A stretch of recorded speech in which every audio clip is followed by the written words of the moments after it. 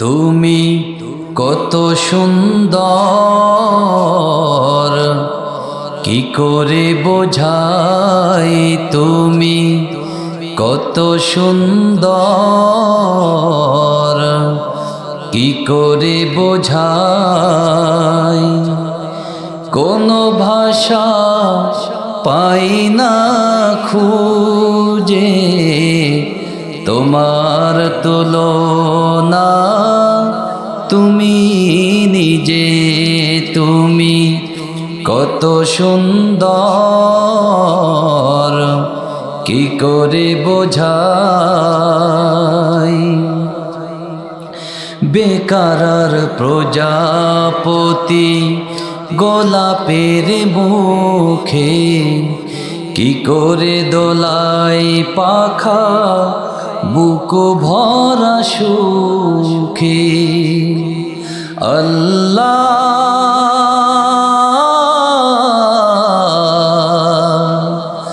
আল্লাহ,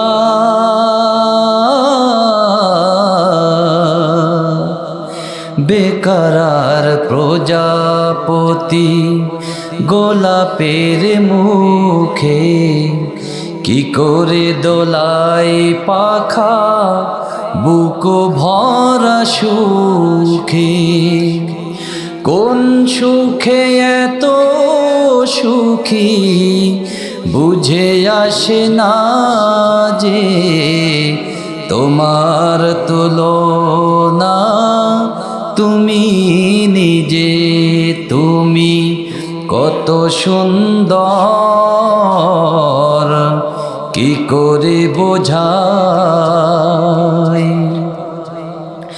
গভীর রজনী ভরা আকাশের তারা, কার প্রেমে জেগে জেগে হয় দিশেহারা।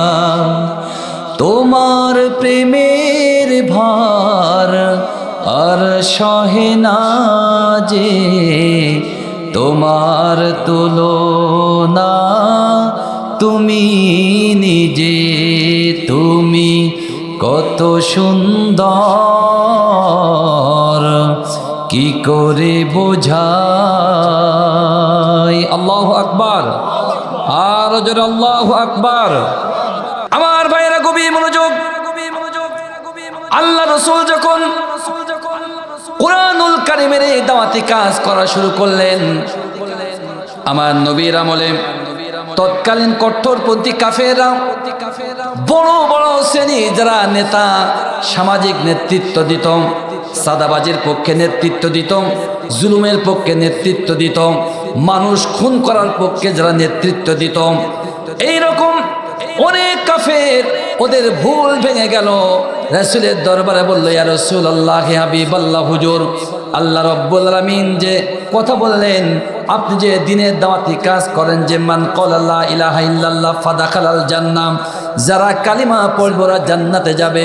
ইয়া রাসূলুল্লাহ, আমরাও যদি তওবা করে কালিমা গ্রহণ করি, আল্লাহ রাব্বুল আলামিন কি আমাদের জীবন জিন্দেগীর গুনাহ মাফ করবেন কিনা? আমার ভাইরা, কাফেররা যখন রাসূলের কাছে এই প্রশ্ন করলো, আমার নবী ওই কট্টরপন্থী কাফেরদেরকে বললেন, শোনো, আমি তো নিজে নিজে কোনো কথা জবাব দিতে পারি না। আল্লাহ রাব্বুল আলামিন অবশ্যই তোমাদের কথার প্রেক্ষিতে আল্লাহ কোরআনের আয়াত নাজিল করবেন। আমার রাব্বুল আলামিন আমার নবীকে বললেন, ইয়া রাসূলুল্লাহ, ইয়া হাবিবাল্লাহ, হুজুর, যারা আপনার কাছে প্রশ্নগুলো করে আপনাদেরকে বলে দেন যে যারা এই দুনিয়ার জিন্দেগিতে যারা গুনে গুনে মাত্র 3টা কাজ করতে পারবে, ইল্লা মান তাবা ওয়া আমানা ওয়া আমিলা আমালান সলিহা। ইয়া রাসূলুল্লাহ, এই দুনিয়া জিন্দেগিতে যারা গুনে গুনে 3টা কাজ করতে পারবে, ফাউলাইকা ইউবাদদিলুল্লাহু সাইয়্যাতিহিম হাসানা। আল্লাহ রাব্বুল আলামিন ওই সমস্ত মানুষের জীবনে যত রকম গুনাহ আছে, এই গুনাহগুলো সওয়াব দ্বারা পরিবর্তন করে দিবেন। কাফেরা যখন এই কথা বলল যে আল্লাহ কি আমাদের গুনাহ মাফ করবে, আল্লাহ তখন কোরআনের আয়াত নাজিল করে বললেন, মাত্র 3টা কাজ করলে। কয়টা কাজ? একটু জোরে বলেন, কয়টা কাজ? 3টা কাজ যারা করবে আল্লাহ রাব্বুল আলামিন শুধু ওদের জীবনের গুনাহ মাফ করবে না, ফাউলাইকা ইউবাদদিলুল্লাহু সাইয়্যাতিহিম হাসানা। আল্লাহ বললেন যে ওদের জীবনে যত গুনাহ আছে এই গুনাহগুলো আল্লাহ পরিবর্তন করে দিবেন। অর্থাৎ আল্লাহ রাব্বুল আলামিন ওদের জীবনের যত গুনাহ আছে এই গুনাহগুলো সওয়াব বানিয়ে দেবেন। আমার ভাইয়ের, আমার বাপজিরা, সুতরাং কোন ব্যক্তির গুনাহ যদি আল্লাহর পাহাড় সমান হয়ে যায়, কোন ব্যক্তির গুনাহ যদি আল্লাহর আসমান সমান হয়ে যায়, কোন ব্যক্তির গুনাহ যদি উহুদ পাহাড় সমান হয়ে যায়, ওই ব্যক্তির গুনাহটা যদি কোনো মানুষ তিনটা কাজ তার জীবন জিন্দেগিতে বাস্তবায়ন করতে পারে, আল্লাহ রাব্বুল আলামিন ওয়াদা করেছেন এই তিনটা কাজ করলে পরে তার জীবনে যত গুনাহ আছে ওই গুনাহগুলো পরিবর্তন করে আল্লাহ তাআলা গুনাহগুলো সওয়াব বানিয়ে দিবেন। আমার ভাইয়েরা, আমার বন্ধুগণ, এখন আসুন মনোযোগ দিয়ে শুনবেন। সেই তিনটা কাজ কি বা জানার প্রয়োজন আছে না? জানতে হবে না? তিনটা কাজ যদি আমরা করি আল্লাহ রাব্বুল আলামিন আমাদের জীবনের সব গুনাহগুলো সওয়াব দ্বারা পরিবর্তন করে দেবেন। সুতরাং আমরা আজকে যারা এখানে বসেছি এবং মা এবং বোনেরা যারা আমাকে শুনছেন, আপনাদের অনুরোধ করব, আসুন এই তিনটা কাজ আমরা প্রত্যেক আমাদের ব্যক্তিগত জীবনে পালন করব ইনশাআল্লাহ। আল্লাহ রাব্বুল আলামিন বললেন 1 নম্বরে ইল্লা মান তাবা, যারা তওবা করবে। কি করবে? কথা বলেন, কি করবে?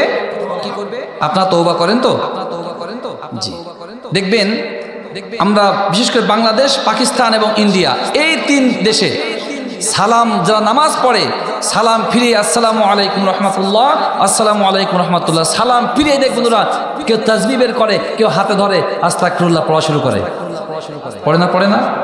এখন আমার প্রশ্ন হলো, নামাজি বান্দা আজকে 30 বছর নামাজ পড়ছে, 30 বছর নামাজ পড়ে পরে সালাম ফিরিয়েই আস্তাগফিরুল্লাহ তওবা করা শুরু করে, তওবা পড়ে বারবার 5 ওয়াক্ত নামাজে অন্তত 5 বার তওবা করে, দৈনন্দিন 5 বার তওবা করার পরেও ওই ব্যক্তির চরিত্র সংশোধন কেন হয় না? এটা হলো আমার প্রশ্ন। নামাজ পড়ে আবার দুর্নীতিও করে, নামাজ পড়ে চাঁদাবাজিও করে, নামাজ পড়ে জনগণের সম্পদ মেরে খায়, নামাজ পড়ে আল্লাহর কোরআনের বিরোধিতা করে। জোরে বলেন ঠিক কিনা? এখন এই যে নামাজি নামাজও পড়ে তাওবাও করে, এর তাওবা তালি কবুল হয় না কেন? আমার ভাইয়েরা, বাপজিরা, আমার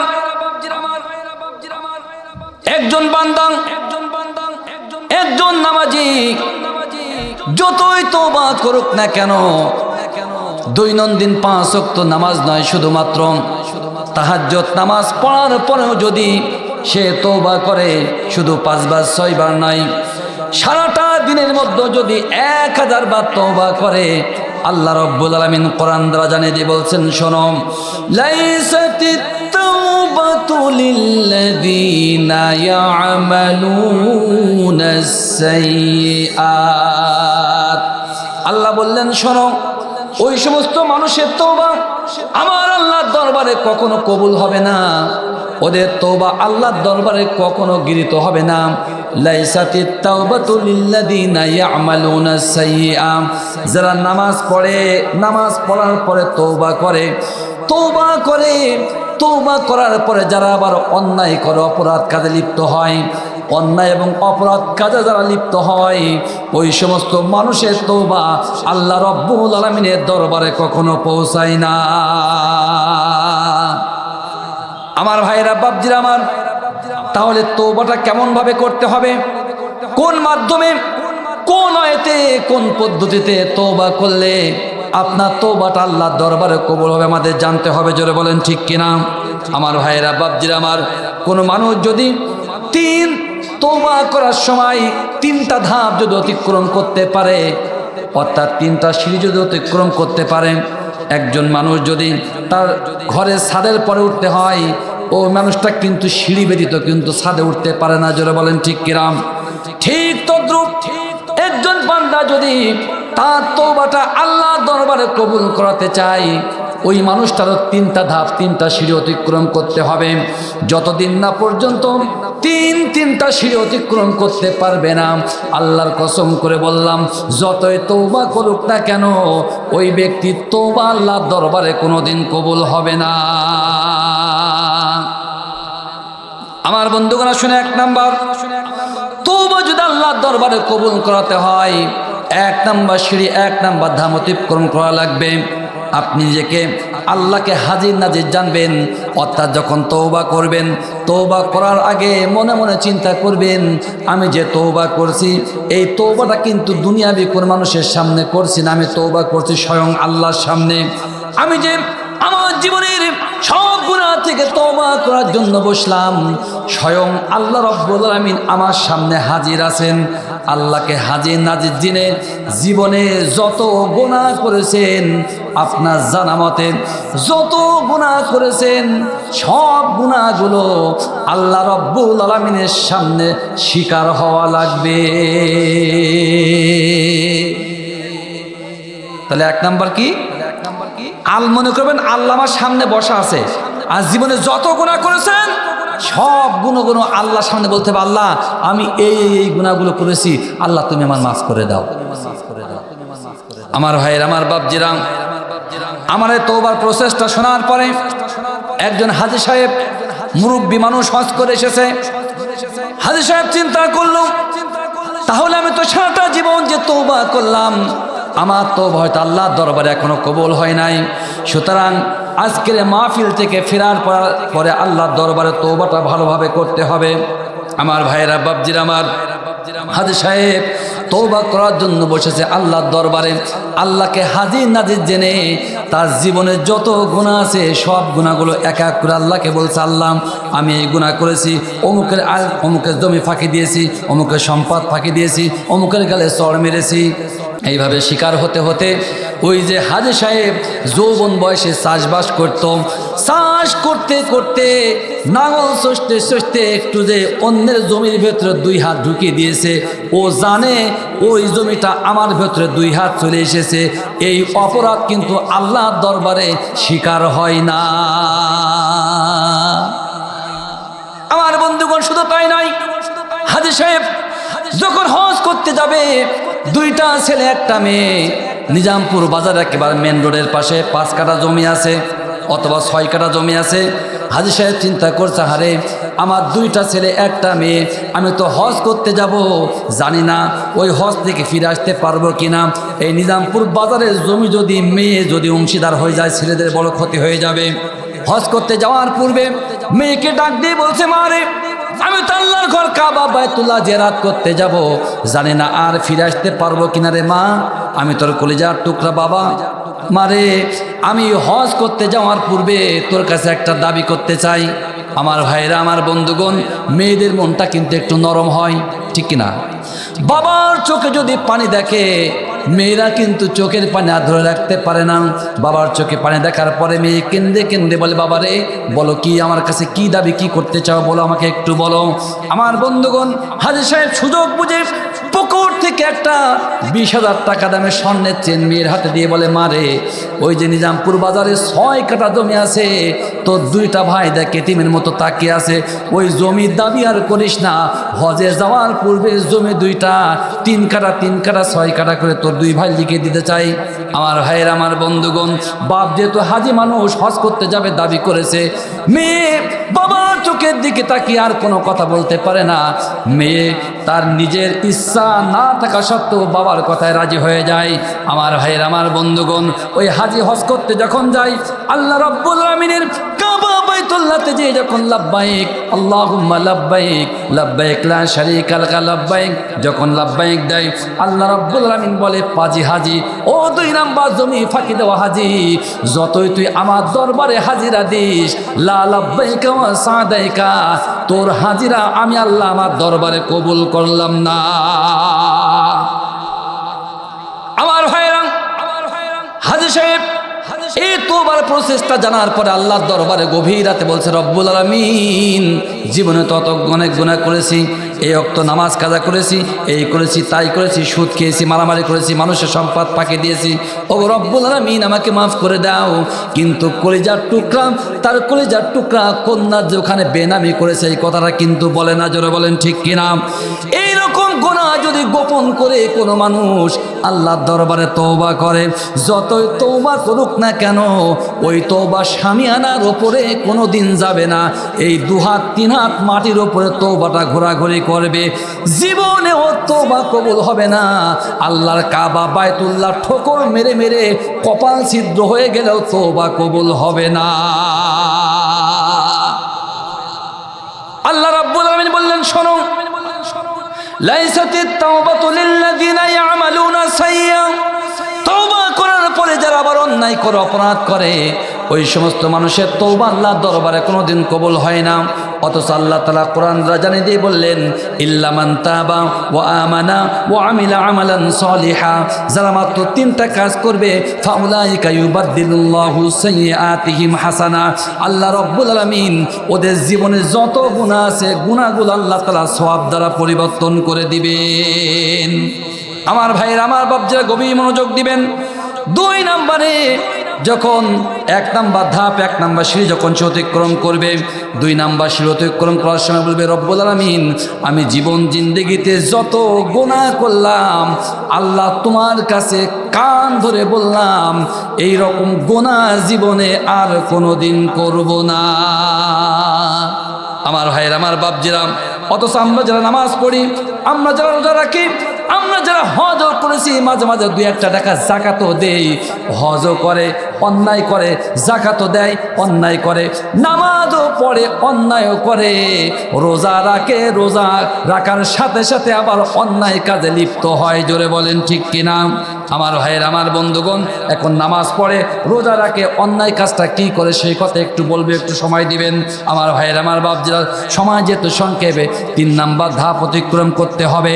যে সমস্ত মানুষরা তওবা করবে অন্যায় অপরাধ কর্ম থেকে, তওবা করার পরে আল্লাহর দরবারে বলবে, রব্বুল আলামিন আল্লাহ আমি যে মানুষের সাথে থেকে, যার সাথে থেকে তওবা করেছিলাম, অর্থাৎ আপনি যে মানুষের সাথে থেকে অন্যায় করেছেন, অপরাধ করেছেন, যে বন্ধুর সাথে থেকে অপরাধ করেছেন, যে ব্যক্তির সাথে থেকে অন্যায় করেছেন, যে গোষ্ঠীর সাথে থেকে অন্যায় কাজগুলো করেছেন, তওবা যদি আল্লাহর দরবারে কবুল করাতে হয়, আল্লাহর কসম করে বললাম, যত সময় না পর্যন্ত ওই ব্যক্তি, ওই গোষ্ঠী, ওই দল, ওই শ্রেণীর মানুষদেরকে আপনি পরিত্যাগ না করবেন, তত সময় পর্যন্ত তওবা আল্লাহর দরবারে কবুল হবে না। অর্থাৎ আমি সাহেবমানার সাথে থেকে রাত্রে গরু চুরি করলাম, আমরা মামা ভাগ্নে তার পরদিন আবার ডাকাতি করতে গেলাম, আবার তওবা করছে, আল্লাহ মাফ করে দাও, মাফ করে দাও। মামা মাওলানা সাহেব তার কথা মতো চুরি করেছে, আল্লাহ মাফ করে দাও। আমার ভাইরা, তওবা করছি, আবার মাওলানা সাহেবের সাথে ঘুরে ঘুরে চলি। যতই আমি তওবা করি না কেন, সৎসঙ্গে স্বর্গবাস, অসৎ সঙ্গে সর্বনাশ। জোরে বলেন ঠিক কিনা? আমার ভাইরা, আমার বন্ধুগণ, যতই আপনি নামাজ পড়েন না কেন, রোজা রাখেন না কেন, যদি অন্যায় মানুষের সাথে, অপরাধকারী মানুষের সাথে ঘুরে বেড়ান, আপনার তওবা আল্লাহর দরবারে কবুল হবে না। তার কারণ আপনি যে অপরাধ, আপনি যে গিলটি পার্সনের সাথে ঘুরে ঘুরে বেড়াবেন, ওই অপরাধ দেখে দেখে আপনি পুনরায় আবার অপরাধ করবেন। জোরে বলেন ঠিক কিনা? এই জন্য তওবা করার পূর্বে অবশ্যই আপনার যে অসৎ সঙ্গী, অসৎ যে বন্ধু, অসৎ যে গোষ্ঠী, অসৎ যে দল, দল মানে কিন্তু ওই জামাত বিএনপি আমলি কুরা না, আমি কিন্তু ওদের কথা বলছি না, ওদিকে যে আমি কি করব, এই সমস্ত অপরাধীদের থেকে যদি নিজেকে যদি আপনি ফারেক না করতে পারেন, তওবা করে কোনো লাভ নেই। আমার ভাইয়েরা, তওবাটা আপনার কেমন ভাবে করতে হবে? তওবা যদি সত্যিকারের তওবা হয়, এই তওবা দ্বারা আপনার জীবন জিন্দেগির গুনাহ আল্লাহ তাআলা মাফ করে দিতে পারেন। আমার মনে পড়ে যায় জামানার পয়গম্বর মুসা কালিমুল্লাহর কথা। জামানার পয়গম্বর মুসা কালিমুল্লাহর আমলে অনেক দিন যাবৎ বৃষ্টি হয় না, বৃষ্টি বন্ধ হয়ে যায়।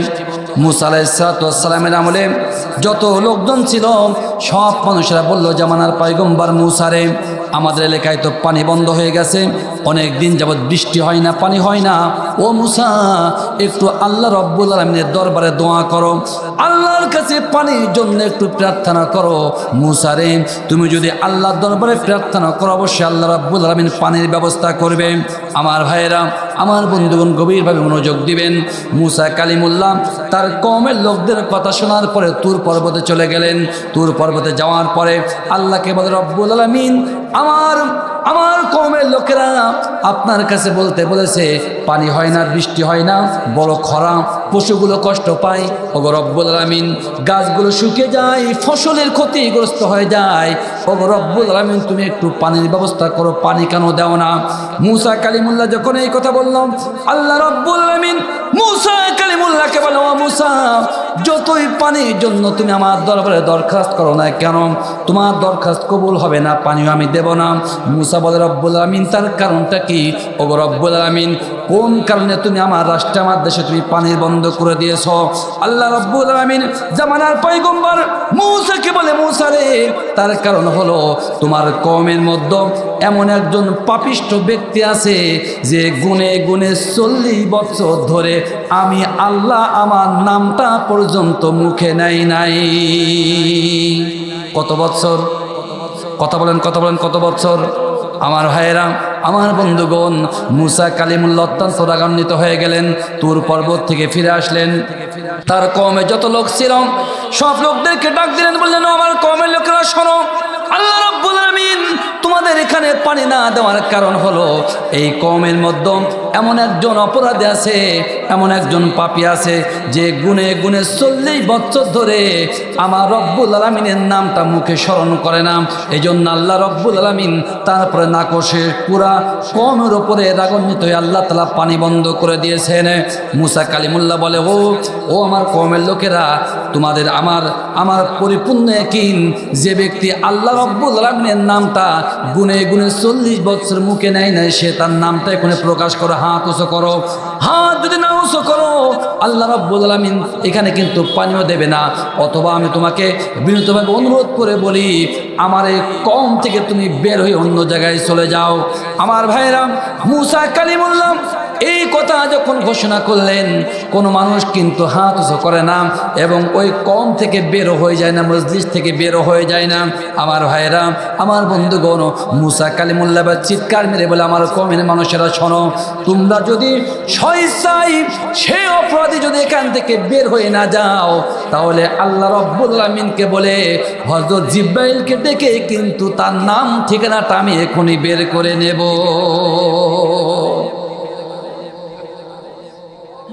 অপরাধী বলছে সর্বনাশ, জিব্রাইল যদি আসে আমার নাম তো বলেই দেবে। আমার বন্ধুগণ,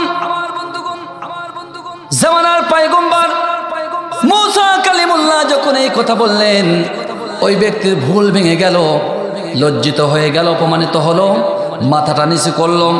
হাজার হাজার মানুষের মধ্যে মাথা কানা নিচু করে 2 চোখ দিয়ে দর দর করে পানি পড়ে। আল্লাহকে বলে, রব্বুল আলামিন, জীবনে ভুল করেছো, অপরাধ করেছে আল্লাহ, 40টা বছর তোমার নাম একটা দিনের জন্য স্মরণ করে নাই। হায় আল্লাহ তাআলা, এই 40 বছর তো তুমি একটা সময়ের জন্য আমার রিজিক বন্ধ করো নাই। হায় আল্লাহ তাআলা, 40 বছর তোমার নাম নেই নাই। এই 40 বছরে একটা সেকেন্ডের জন্য তুমি তোমার অক্সিজেনের সরবরাহটা বন্ধ করে দাও নাই। ওগো রব্বুল আলামিন, 40 বছর তোমার নামটা আমি গ্রহণ করিনি। এই 40 বছরের মধ্যে একটা মুহূর্তের জন্য তুমি আমার চোখের আলোটা নিভিয়ে দাও নাই। জোরে বলেন ঠিক কিনা? আমার ভাইরা, আমার বন্ধুগণ, যারা আমরা আল্লাহকে স্মরণ করি না, নামাজ পড়ি না, রোজা করি না, আল্লাহকে গ্রহণ করি না, আল্লাহর আইন ও কানুনটা মানি না, আল্লাহ রাব্বুল আলামিন যদি চান ওই সমস্ত অপরাধীদের একটা চোখ আল্লাহ কানা করতে পারে কিনা? এই ক্ষমতা আল্লাহর আছে নি নাই? কথা বলেন, কথা বলেন। আমার ভাইরা, আমার বাপজিরা, ওই অপরাধী চোখের পানি ছেড়ে বলে, রব্বুল আলামিন, 40টা বছর অপরাধ করেছি, তোমার নাম গ্রহণ করিনি। হায় আল্লাহ তাআলা, আমি বড় ভুল করেছি আল্লাহ, তোমার দরবারে তওবা করি। ওগো রব্বুল আলামিন, তুমি আমাকে মাফ করে দাও, ক্ষমা করে দাও। আমার ভাইয়েরা, ওই ব্যক্তি এমনভাবে মন থেকে কলিজা থেকে তওবা করে বলল, আল্লাহ রে, জীবন জিন্দেগিতে এই ভুল আর হবে না। আল্লাহ তোমার নাম ব্যতীত একটা মুহূর্তের জন্য চলবো না। হ্যাঁ আল্লাহ তাআলা, 40টা বছর যে তোমার নাম গ্রহণ করে নাই, আল্লাহ এই অপরাধটা চিরতর তুমি আমার মাফ করে দাও। আমার বাপজিরাম, ওই অপরাধী ব্যক্তি তওবা করে চোখের পানি জমিনে পড়তে দেরি হয়েছে, তার তওবাটা আল্লাহর দরবারে কবুল হতে দেরি হয় নাই। ওই ব্যক্তি তওবা করে যখন চোখের পানি যখন গড়িয়ে দাড়ি মুবারকে আসে, আল্লাহ রাব্বুল আলামিনের আসমানে কালো মেঘ পরিপূর্ণ হয়ে যায়, অজর জারায় রহমতের বৃষ্টি পড়া শুরু হয়ে গেছে। আমার ভাইরা, জামানার পয়গম্বর মুসা কালিমুল্লাহ আল্লাহকে ডেকে বলে, আল্লাহ রে, তোমারে কেমন খেলা, কেমন নীলা খেলা। তুমি বললে একজন অপরাধী আছে, যেই কওম থেকে যদি না বের হয়ে যায় তুমি নাকি পানি দেবে না। হ্যাঁ আল্লাহ তাআলা, সেই কোনো ব্যক্তি এখনো আমার কওম থেকে বের হয়ে যায় নাই, অথচ তুমি পানি 40 বছর যে অপরাধী, সেই অপরাধের কারণে পানি বন্ধ করে দিয়েছো, খরা দিয়েছো। হ্যাঁ আল্লাহ তাআলা, অথচ তুমি আবার স্বইচ্ছায় পানি দিয়ে দিলে, আল্লাহ কারণটা কি? আল্লাহ বলে, মুসা রে, তার কারণ হলো ওই যে অপরাধী 40 বছর ধরে আমার নামটা নেই নাই, যখন তুমি জিব্রাইল আলাইহিস সালামের কথা বলেছো, এই কথা বলার কারণে ওই ব্যক্তি আমার দরবারে চোখের পানি ছেড়ে তওবা করেছে। রে মুসা, ও তওবাটা আমার দরবারে এত বেশি পছন্দনীয় হয়ে গেছে, আমি রব্বুল আলামিন ওর জীবন জিন্দেগির গুনাহটা মাফ করে দিয়ে আমার আসমান থেকে রহমতের বৃষ্টি অজর জারায় বর্ষণ শুরু করে দিয়েছি। ও আমার ভাইরা, আমার বাপজিরা মনোযোগ দিবেন। মুসা কালিমুল্লাহ আল্লাহকে বলে, আল্লাহ, যে ব্যক্তির কারণে এতদিন যাবৎ বৃষ্টি হয় নাই, পানি হয় নাই, খরা দিয়েছ, হায় আল্লাহ তাআলা, সেই ব্যক্তির নামটা একটু আমাকে জানাও, আমাকে বলে দাও। আল্লাহ বলে, মুসা রে, এই সুযোগ তুমি পাবে না। তার কারণ ওই ব্যক্তি লজ্জিত হয়ে ওই ব্যক্তির নাম যাতে সমাজের মানুষ না জেনে যায়, ওই ব্যক্তির নাম যাতে কোনো মানুষ না জেনে যায়, তার অপরাধটা গোপন করার জন্য যখন কায়মনোবাক্যে চোখের পানি ফেলে তওবা করেছে, আমি রব্বুল আলামিন তার তওবা কবুল করে নিয়েছি। আমি রব্বুল আলামিনও চাই না ওই অপরাধীর নামটা দুনিয়ার কোনো মানুষ জেনে যায়। আমার ভাইয়ের, আমার বাপজিরা, এখন আল্লাহ রব্বুল আলামিন হলেন রহমান ও রহিম, জোরে বলেন ঠিক কিনা? আমার রব্বুল আলামিনের দরবারে যদি আপনি কায়মনোবাক্যে সত্যিকার অর্থে তওবা করেন, আপনার জীবন জিন্দেগিতে যত গুনাহ আছে, এই গুনাহগুলো সওয়াব দ্বারা পরিবর্তন করে দেবেন কে? আরো জোরে কে? আল্লাহ তাআলা বলছেন, ইল্লা মান তাবা ওয়া আমানা, তওবা করার পরে যারা ঈমান আনবে, এই ঈমানদার ব্যক্তিদের জীবনে যত গুনাহ আছে, সব গুনাহগুলো আল্লাহ তাআলা সওয়াব দ্বারা পরিবর্তন করে দেবেন। সুবহানাল্লাহ বলবেন না? সুবহানাল্লাহ বলেন। সুবহানাল্লাহ বলতে কি টাকা লাগে নাকি? পয়সা লাগে? আমি টাকা চাইবো না, সমস্যা নেই। আর সুবহানাল্লাহ যদি আজকে বলতে মন না চাই, সমস্যা নেই, মাহফিল হয়ে যাবে, আমরা বাড়ি চলে যাব। কালকে যখন ওই মাঠে কাজ করবেন, ব্যবসা করবেন, বলেন সুবহানাল্লাহ, সুবহানাল্লাহ, সুবহানাল্লাহ। আজকে দরকার নেই, ওয়াজগুলো মনে রাখেন, কাল সুবহানাল্লাহ বলবেন ইনশাআল্লাহ। রাজি আছেন তো? তাতেও রাজি নেই, তাতেও রাজি নেই। আল্লাহ বলেন, ও আমানা, যারা ঈমান আনবে, এই ঈমানদারদের জীবনে সব গুনাহগুলো আল্লাহ রাব্বুল আলামিন সওয়াব দ্বারা পরিবর্তন করে দেবেন। আচ্ছা, এখন আসুন, কোন মানুষ যদি ঈমান আনতে চায়, অর্থাৎ ঈমানের ভেতরে প্রবেশ করতে গেলে, ইসলামের ভেতরে প্রবেশ করতে গেলে একটা দরজা আছে, সেই দরজার নাম কি বলেন তো? ইসলামের ভেতরে প্রবেশ করতে গেলে একটা দরজা আছে। আচ্ছা, আপনাদের যে ঘর আছে, এই ঘরে যদি প্রবেশ করতে চান, দরজা লাগে না জানলাতে প্রবেশ করতে হয়? না ওই ছাদ দিয়ে? দরজা লাগে না? তা Islam is the complete code of life. Islam একটা পরিপূর্ণ সুদূর দুর্গের মতো একটা জীবন ব্যবস্থা, যেমনি সেমনি প্রবেশ করা যায় না। ইসলামের ভেতরে প্রবেশ করতে গেলেও একটা দরজা লাগে, সেই দরজার নাম কি বলে? কি? কোরআনের আইন। আচ্ছা, একটা হিন্দু সে কি কোরআনের আইন আগে মানবে? ইসলামের ভেতরে প্রবেশ করতে গেলে যে দরজা, সেই দরজার নাম হলো, সকলে পড়ি, লা ইলাহা ইল্লাল্লাহু মুহাম্মাদুর রাসূলুল্লাহ। আচ্ছা, কালিমা না পড়লে কেউ কি মুসলমান হতে পারে, ইসলাম গ্রহণ করতে পারে? একজন অমুসলিম সে মুসলমান হবে, সে কি প্রথমে নামাজ পড়বে নাই মাওলানা সাহেবের কাছে কালিমা পড়বে? কথা বলেন। হ্যাঁ, ইসলামের ভেতরে যদি কেউ প্রবেশ করতে চায় তাকে প্রথমেই পড়তে হবে কালিমা। জোরে বলেন ঠিক কিনা? আমার ভাইরা, আমার বাপজিরা, আল্লাহ রাব্বুল আলামিন কোরআন দ্বারা জানিয়ে দিয়ে বললেন, শোনো, ও আমানা, যারা ঈমান গ্রহণ করবে, এই ঈমানদার ব্যক্তিরা জীবনে যত অন্যায় করেছে, অপরাধ করেছে, আল্লাহ রাব্বুল আলামিন ওদের জীবন জিন্দেগির গুনাহগুলো সওয়াব দ্বারা পরিবর্তন করে দিবেন। আমার ভাইরা, আমার বাপজিরা, এখন ঈমান কাকে বলা হয়? আল্লাহ রাব্বুল আলামিন কুরআন দ্বারা জানিয়ে দিয়ে বলেছেন, আল্লাযীনা ইউমিনুনা বিল গায়বি ওয়া ইউকিমুনাস সালাতা ওয়া মিম্মা রাযাকনাহুম ইউনফিকুন। আমার আল্লাহ বললেন, আল্লাযীনা ইউমিনুনা বিল গায়ব, যারা বিশ্বাস রাখে অদৃশ্যের প্রতি। অদৃশ্যকে আল্লাহকে কি দেখা যায়? কেউ কি দেখছে নাকি? আল্লাহ রাব্বুল আলামিনকে এখনো পর্যন্ত কেউ দেখে না, শুধুমাত্র দেখেছে আমার আপনার নবী সাইয়্যিদুনা মুহাম্মাদুর রাসূলুল্লাহ সাল্লাল্লাহু আলাইহি সাল্লাম।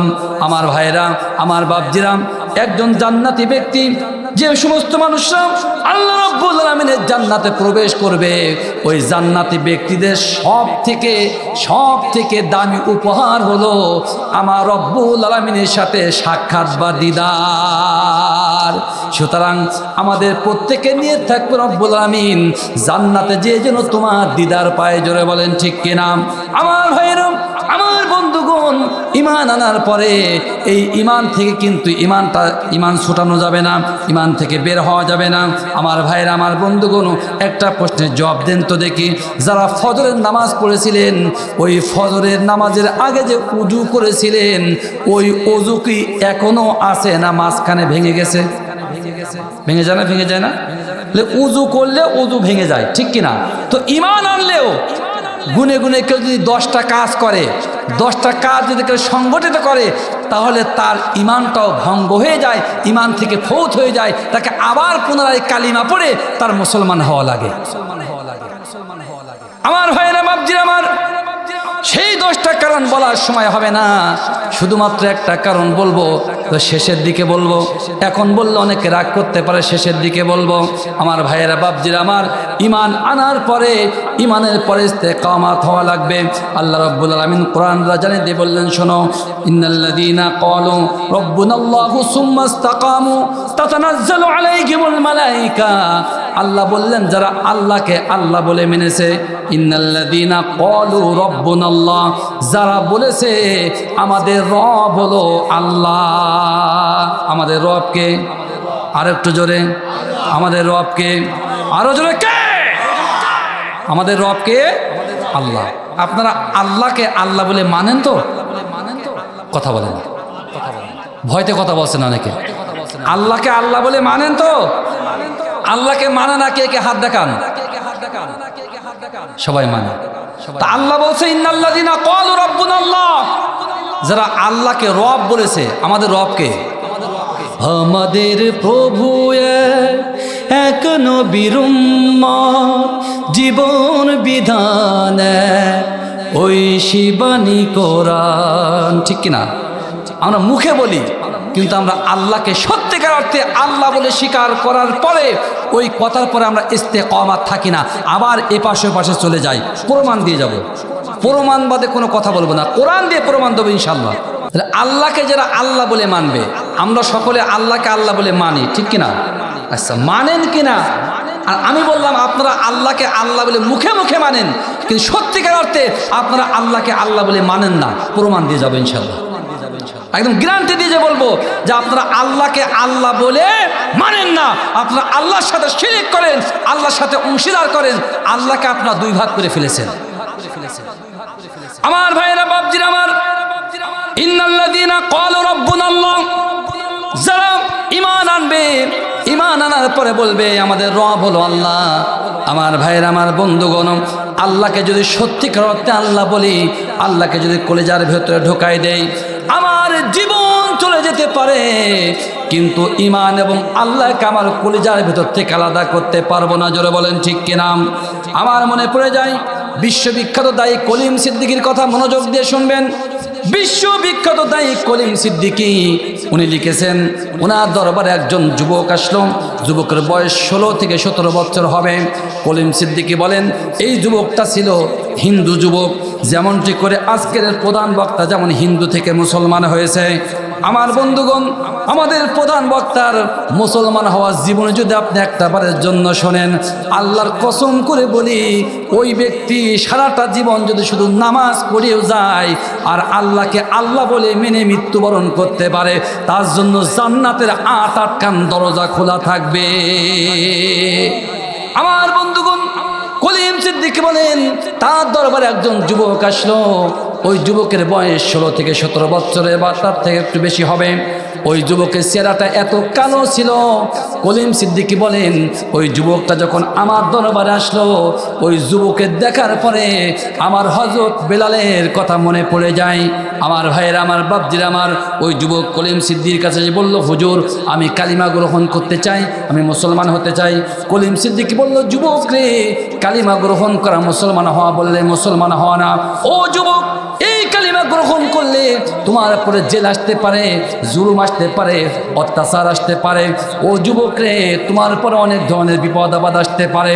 যুবক বলল, হুজুর, আমার উপরে যত অত্যাচার আসুক না কেন, জুলুম আসুক না কেন, হুজুর, আমি জীবনে কোনোদিন আল্লাহকে ভুলবো না, কালিমা ছাড়বো না। আমার ভাইয়েরা, আমার বন্ধুগণ, কলিম সিদ্দিকী যুবক বলে, যুবক রে, না না না, কালিমা আমি তোমাকে পড়াবো না। তার কারণ 2-1 দিন পরে তুমি যখন কালিমা ছেড়ে দেবা, তোমার বাপ দাদা 14 পুরুষরা যখন আমার দরবারে আসবে, তখন আমার নামে আমার নামে নালিশ করবে, আমাকে অপরাধী করবে। আমি এমনটি কাজ করব না। আগে তুমি ইসলাম কি, ইসলাম সম্পর্কে বোঝো, ধারণা গ্রহণ করো। ধারণা গ্রহণ করার পরে তারপরে তুমি কালিমা গ্রহণ করো। তার আগে তোমাকে আমি কালিমা পড়াবো না। আমার ভাইয়েরা, আমার বন্ধুগণ, ওই যুবক নাফরমান হয়ে কলিম সিদ্দিকী বলে, হুজুর, আমি ইসলাম সম্পর্কে জেনে শুনে আপনার দরবারে আসলাম, দয়া করে আপনি আমাকে কালিমা পড়াই দেন। আমার ভাইয়েরা, আমার বন্ধুগণ, যুবক যখন নাফরমান হয়ে গেল, কলিম সিদ্দিকী যুবকের হাতটা ধরে কালিমা পড়ানো শুরু করে দিলেন, লা ইলাহা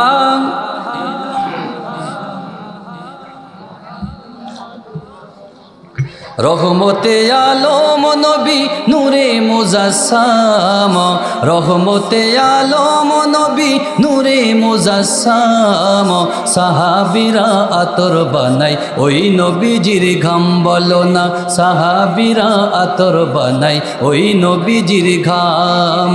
রহমতে আলম নবী নূরে মুজাসসাম, রহমতে আলম নবী নূরে মুজাসসাম।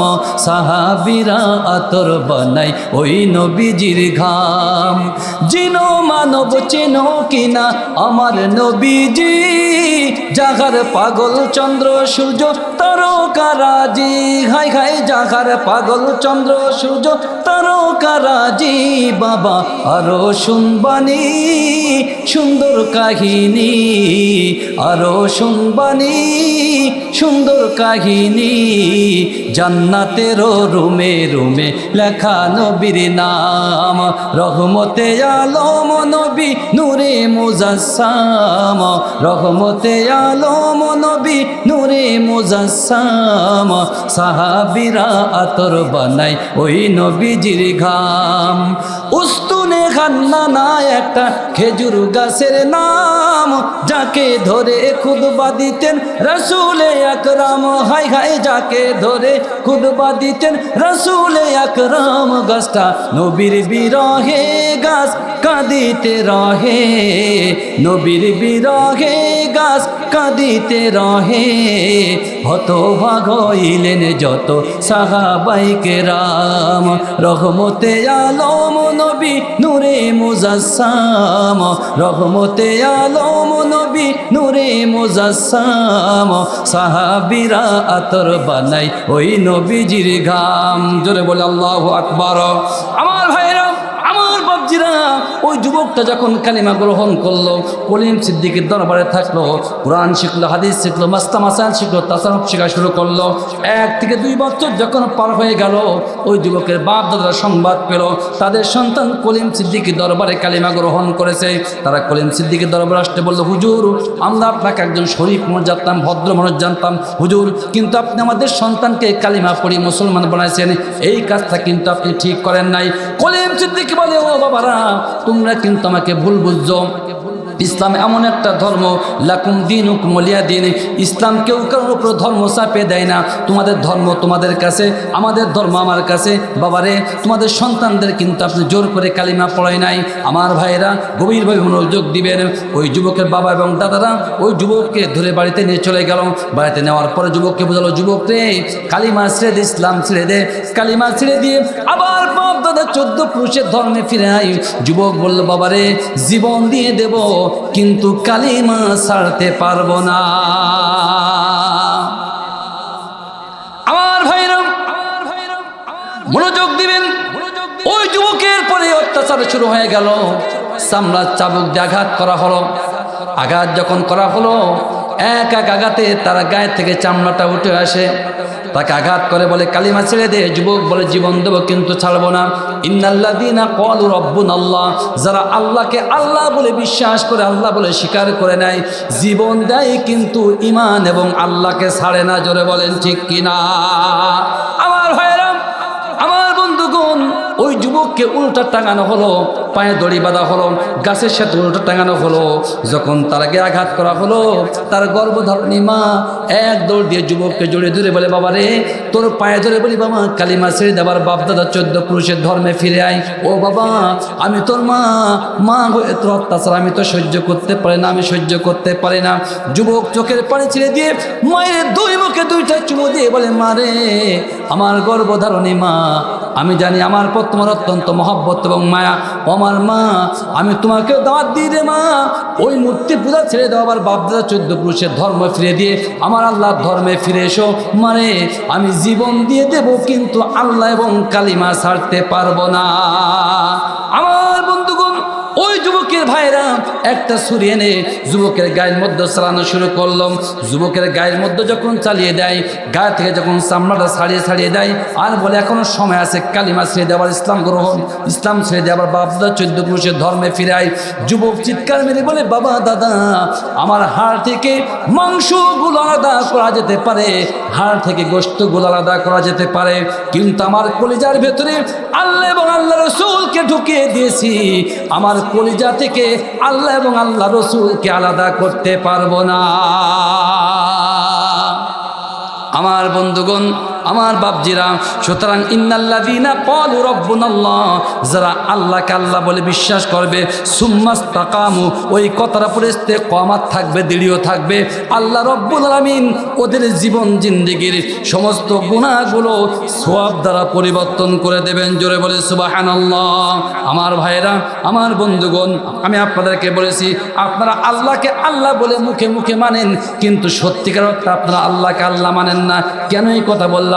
আল্লাহ রাব্বুল আলামিন কোরআন জানিয়ে দিয়ে বললেন, শোনো, হুয়াল্লাযী আরসালা রাসূলাহু বিল হুদা ওয়া দীনিল হাক্কি লিইযহিরাহু আলাদ-দীনি কুল্লিহি ওয়ালাউ কারিহাল মুশরিকুন।